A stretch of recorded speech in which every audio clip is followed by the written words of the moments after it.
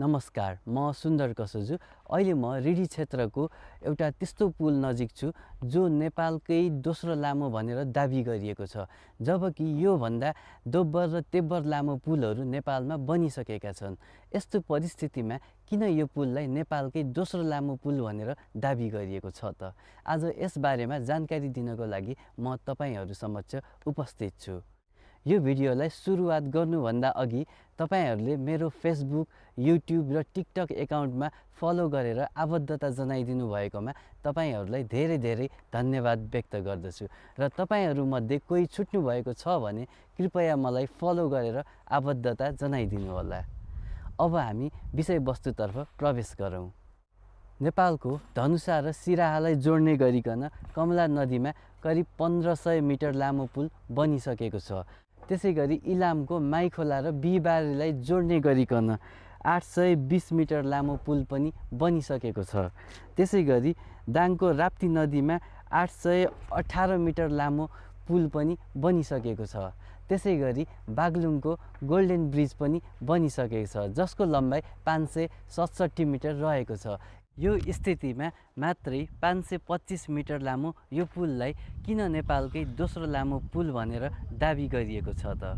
आउनुहोस् सुरुवात गरौँ अबको थप विवरणबाट। नेपालमा प्राय गरिकन दुई थरीका पुलहरू बन्ने गरेको पाइन्छ। एउटा हो सिङ्गल स्पान र अर्को हो मल्टी स्पान।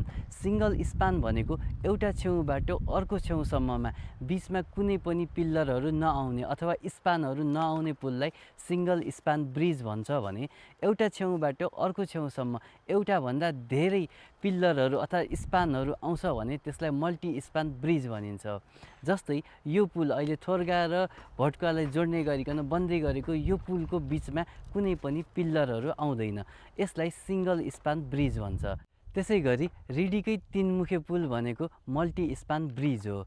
एउटा छेउबाट अर्को छेउसम्म जाँदासम्म बिचमा एउटा पिल्लर आउँछ, यसले गर्दा यो पुललाई मल्टी स्पान ब्रिज भन्ने गर्दछ। कमला नदीमा बनेको 1500 मिटर लामो पुल, इलामको 820 मिटर लामो पुल र दाङको 818 मिटर लामो पुलहरू यिनीहरू मल्टी स्पान ब्रिज हुन्।